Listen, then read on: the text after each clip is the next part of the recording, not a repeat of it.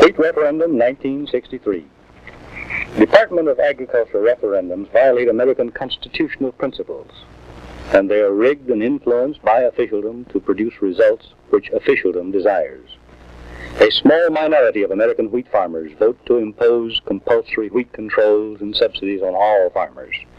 Ugly injustices have resulted. Government programs are destroying the small independent farmers, giving a monopoly to big operators who grow rich on government subsidies. Kennedy has proposed a communist-fascist type of supply management system for wheat production, and a wheat referendum in 1963 will determine whether the system is adopted.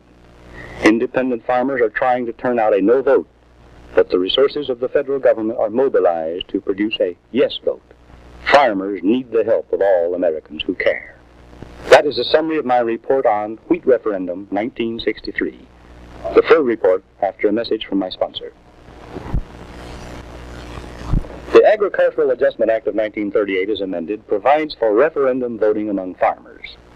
The Department of Agriculture proposes a crop control program, and farmers with an established record of producing that crop vote to accept or reject. If 2/3 of those voting approve, the program goes into effect, and all farmers are bound under heavy penalties for violations of the administrative regulations. This referendum principle violates a basic premise of American constitutional government, namely that the rule of the majority is limited by inalienable rights of individuals. The farmers who vote no in a referendum are not left alone to till their own land in their own way. The full force of the federal government, backed by the guns of federal police agents, compels them to surrender their constitutional rights in compliance with the will of the voting majority. Thus, a democracy works. America was founded as a republic. In a republic, law and the Constitution prevail, not the current whim of a majority. A Department of Agriculture referendum is a Soviet-style election in the important sense that the farmers who vote can merely register a yes or a no. The yes generally means higher federal subsidies and tighter controls. The no means lower subsidies and looser controls. The farmers never have a chance to choose between free agriculture and socialized agriculture. Since 1954, government has used its police power to make farmers abide by wheat acreage controls, whether they choose to accept handouts or not. Enforcement of the wheat regulations has eliminated a wheat farmer's Fourth Amendment protection against illegal searches and seizures, abolished his right to trial by jury, and abrogated his Fifth Amendment privilege against being forced to testify against himself. If you are a farmer, federal agents can trespass upon your property without search warrants or other legal authorization to see whether you're growing wheat. If they find that you are growing wheat, they can tramp around your place and measure your fields to see whether you're growing too much. If the agents think you are growing too much wheat, they can order you to fill out a questionnaire admitting your guilt. If you refuse, they can get a court order and force you to comply or to be jailed without trial for contempt. The federal agents who arbitrarily determine that you are growing too much wheat can arbitrarily assess penalties. If you do not pay the penalties, the agents can seize your bank account, your personal property, and your farm. If you resist, you can be jailed without trial. We are supposed to have constitutional government, which means that constitutional guarantees against tyranny cannot be set aside in compliance with majority opinion, referendums, or elections. A constitutional guarantee is supposed to be absolute, regardless of what the courts, the Congress, the President, or the people themselves may want. If the people do not like some provision of the Constitution, or want government to do something which the Constitution does not authorize, the people cannot eliminate the provision or revise the Constitution by referendums or popular elections. The people must amend the Constitution by due constitutional process. In 1954, however, the constitutional rights of American wheat farmers were set aside on the authorization of a wheat referendum in which 2/3 of the farmers voting indicated approval of compulsory wheat acreage allotments. Who voted in that referendum?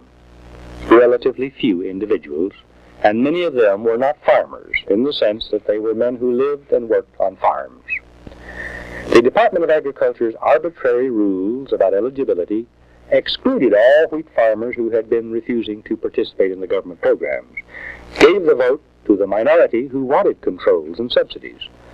The compulsory wheat control program was instituted, according to official propaganda, excuse me, to help our farmers, particularly the little man. But the federal programs are destroying the small independent farmer. Federal subsidies enrich the operators of big farming syndicates, wealthy promoters, land speculators, and dishonest operators. The maximum which small farmers can get in federal handouts is not enough to sustain them. So the small farmers are moving to the cities, turning their farms over to the big syndicates and promoters who are prospering not on the land, but on tax money. Most of the small farmers who have thus been driven out of their own land have gone quietly, in the silent desperation of men who feel it's foolhardy to fight the government. But a significant number have the stiff-necked courage of pioneers who conquered the Great West. They have not placidly surrendered their heritage of freedom. They have fought the wheat police, and they have suffered. In contemporary America, any farmer who tries to live and work as a proud, free citizen of the Republic is treated by his own government as a criminal. Yet, even under the wheat control program that began in 1954, small wheat farmers did have a measure of freedom left. They could grow up to 15 acres of wheat for home use. In 1962, Congress abolished this exemption. Henceforth, a small farmer will be permitted to plant only as much wheat as the average of his annual plantings during the 1959-1961 crop years. This means that there can be no new wheat farmers in the future.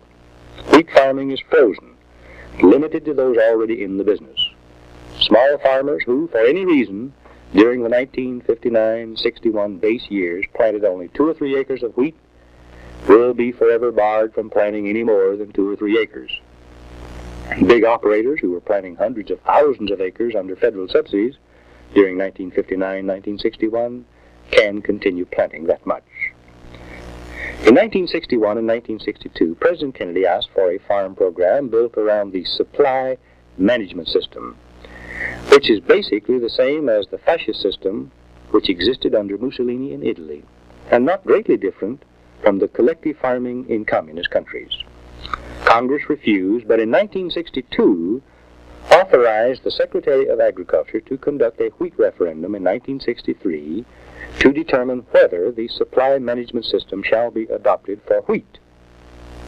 The present program, deliberately giving a wheat-producing monopoly to big planters who thrive on government subsidies and thus support government programs, will become infinitely worse if the 1963 wheat referendum approves the supply management scheme. In previous years, fewer than 10% of America's wheat farmers voted in a wheat referendum, because those who refused to participate could retain a measure of freedom. But in 1963, small independent wheat farmers who believe in freedom are working desperately to turn out a no vote in the wheat referendum. The farmers, however, have very limited resources. The Department of Agriculture has mobilized the resources of the federal government to offset the farmers' influence. The thousands of employees in the department are being used wherever possible as political campaigners in violation of federal law for a yes vote in the forthcoming wheat referendum. Every agency of the department, every local agency that receives any kind of federal assistance, even the land-grant colleges, which receive federal money, are being used as political propaganda centers to influence a yes vote in the wheat referendum. Tons of expensive materials produced at taxpayers' expense and delivered free of charge by the post office are going out over the land. High officials of government are using the prestige of their office to get radio, television time, and newspaper space for interviews and statements supporting a yes vote in the wheat referendum. And officialdom does not hesitate to use threats and intimidation. Small farmers who want to vote in the wheat referendum are obliged to sign a statement of intent, receiving stern warnings of harsh penalties if they vote yes or no and then do not comply with all wheat control regulations. The Commodity Credit Corporation holds hundreds of millions of dollars worth of surplus wheat accumulated under subsidy programs of previous years. Officialdom is threatening to dump this wheat so that there would be no free market for new wheat if wheat farmers vote no in the referendum.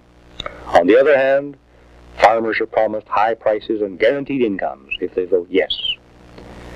If the wheat referendum of 1963 approves the supply management system for wheat, the same system will inevitably be extended to other basic commodities. When we have the supply management system for all basic agricultural commodities, we will have a communized agricultural system. With this basic industry communized, what can save all the rest? Every American who cares, city dweller or farmer, should give maximum support to the farmers who are trying to turn out a no vote in the wheat referendum of 1963. This is an immediate and urgent need. All who order copies of this broadcast will receive detailed suggestions about what you can do to help. But for the long run, regardless of how the 1963 wheat referendum comes out, every American who cares should help support the Adair bill. For the past several years, United States Representative E. Ross Adair, a Republican from Indiana, has introduced a bill to repeal the Agricultural Adjustment Act of 1938. Nothing else will solve our farm problem.